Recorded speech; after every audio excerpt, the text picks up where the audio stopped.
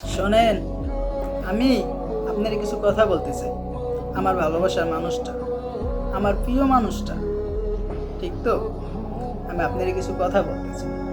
এই 3-4 বছর রিলেশনে থাকার পর সব শেষে যে তোমারে পাইলো, যারে তুমি ভালোবাসলা, যে তোমারে ভালোবাসলো, তার জন্য আমার আফসোস হয়। কেন আফসোস হয় জানেন? সে অনেক সহজেই তোমারে পাই গেল, তাই না?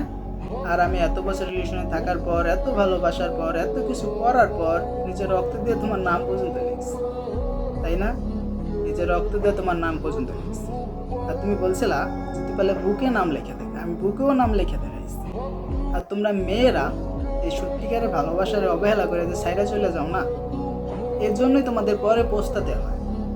থাকতে মূল্য দাও না, হারাই গেলে কান্না করো।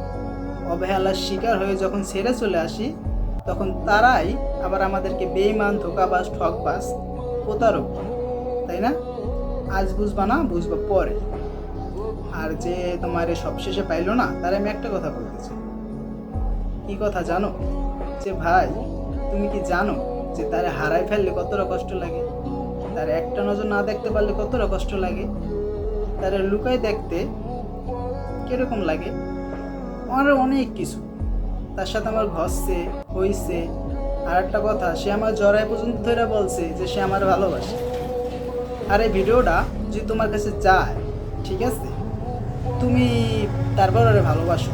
আমি চাই তোমরা সুখেই থাকো, তোমরা সুখেই থাকো, আমি চাই। কিন্তু এই ভিডিওটা যদি শেয়ার কাছে যায়, মানে আমি যারা ভালোবাসি তার কাছে যায়, সে অনেক মাইন্ড করবে। সে ভাববে যে আমি তোমাদের মধ্যে ব্রেকআপ করে দিচ্ছি। আসলে কিন্তু ঠিক তা না, আমি তোমাদের সাথে ব্রেকআপ করে দিতে চাই না। তোমরা সুখেই থাকো। আমি শুধু জাস্ট একটা কথা বলতে চাই, যে আমার কষ্ট দিয়ে চলে গেছে না, তার জীবনে একদিন কষ্টের দিন আসবে।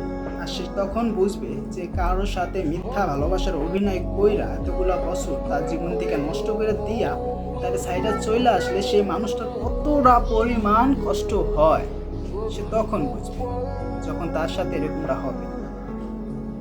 কথা মিলেই নিও তুমি আমার, যে তোমার সাথে এরকমটা হবে।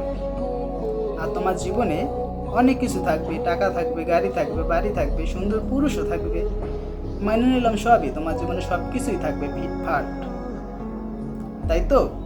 কিন্তু কোনোদিন সুখ থাকবে না তোমার জীবনে, কোনো দিনই থাকবে না। কারণ তুমি আমার মুখের খাঁটি হাসি গায়ে নিছো।